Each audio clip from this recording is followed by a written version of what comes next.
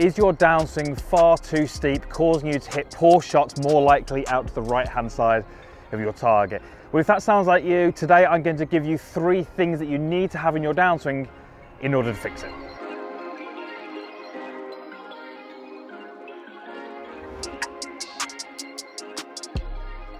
So welcome back to yet another cold, wet and windy Forest of Arden, where we're talking about the downswing and 3 things that you can do in your downswing to make sure you avoid that nasty steep look to it, which is going to undoubtedly give you some poor impacts and some poor shots on the golf course. Just before we get into that content, if you're new to my channel, I'd love you to be a subscriber.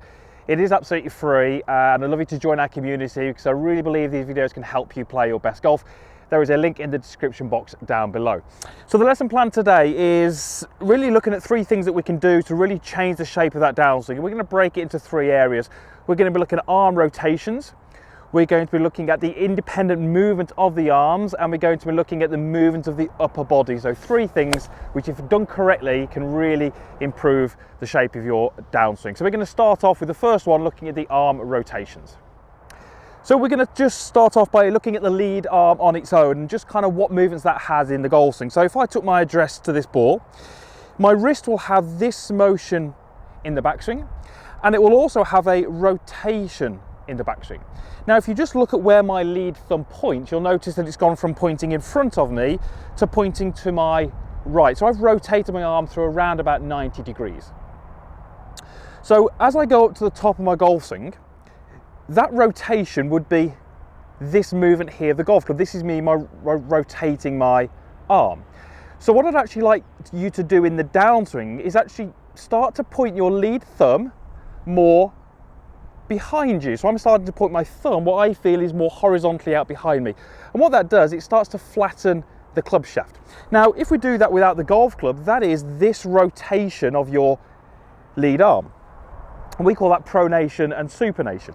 So what we actually need you to feel is that as you get to the top of your golf swing, that lead thumb starts to point more down behind you. You're adding in more forearm rotation. More forearm rotation puts the club shaft onto a flatter angle. So if I go and demonstrate what we would tend to see from the golfers who have that steep downswing, they'll often have this movement where my thumb is pointing in front of me.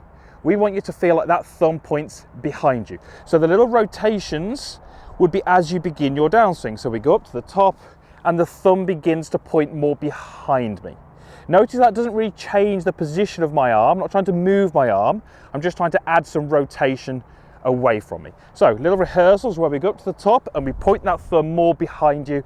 That's going to move the golf club to a flatter angle, and that's the first stage to stopping that steep downswing. So point number 2 is again looking at the arms, but really thinking about where the lead arm is relative to your body. I'm going to do a little demonstration here without my golf club. If I took an address to this ball, notice how at address you can clearly see this logo on my top here.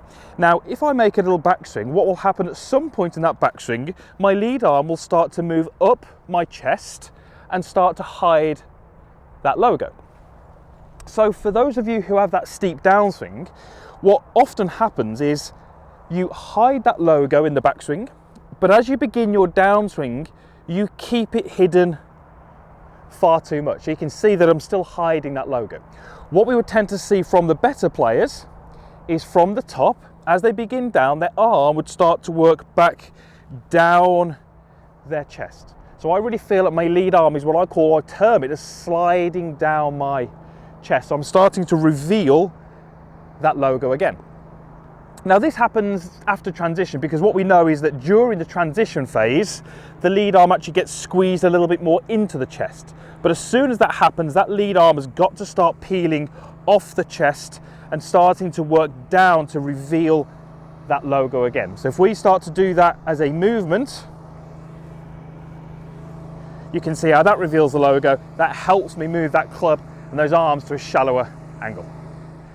And the final thing that we need you to add into your downswing to get rid of that horrible steep looking position is something that we call side bend. So side bend on its own would be this movement here where my trail shoulder moves down towards my trail hip.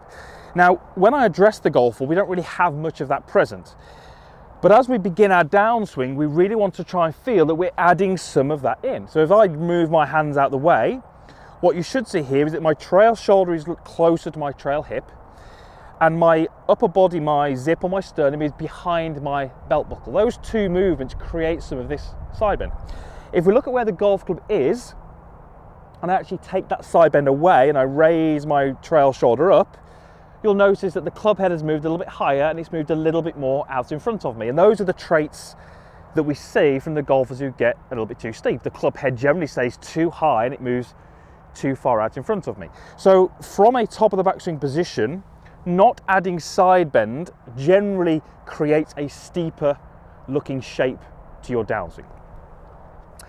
So those are the three movements that I would generally see present in a golfer who has that incredibly steep downswing. Their lead forearm rotates the wrong way. Their lead arm stays too pinned to their chest for too long, and they don't have enough side bend. Now, as you can probably appreciate, to do those three things in a downswing that takes 0.2 of a second at 80 miles an hour is incredibly difficult. What we might find is that you won't have necessarily all three of these faults in your swing. What we'd like you to do is maybe take a look at your swing and see if maybe you've got one or two of them and you can start to work on them. As a rehearsal, I can absolutely start to work on all of those three things without hitting a golf ball. I'd make my backswing as normal. But there are my three movements which help me achieve this lovely delivery position where the club is slightly behind my hands. We can see that logo. I've got some side bend and my thumb is still rotated to my right. Those are the things that are going to really significantly help you change the shape of your downswing, hit the ball more solid, straighter, with more consistency out on the golf course. And as you can probably imagine, those things will give you lower scores at the end of it. So let's go ahead and hit one. Just got myself a mid-iron here, and if you were practicing, a mid-iron is always a good club to start off with.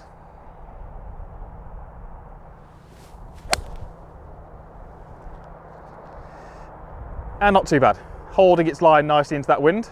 It's not gone very far because it's pretty much straight into the wind. So steep downswing, many golfers struggle with it. It plagues lots out there. If we can change it, we can improve the ball flight, we can lower the scores, and the game becomes more fun. Thanks for watching. Usual stuff is down below the comments box down. There's a like button, all the usual stuff. And please share this video if you know of someone who could benefit from the information within it. I'm sure they'll appreciate it. Thank you to you again for watching. We'll hopefully see you back here again soon.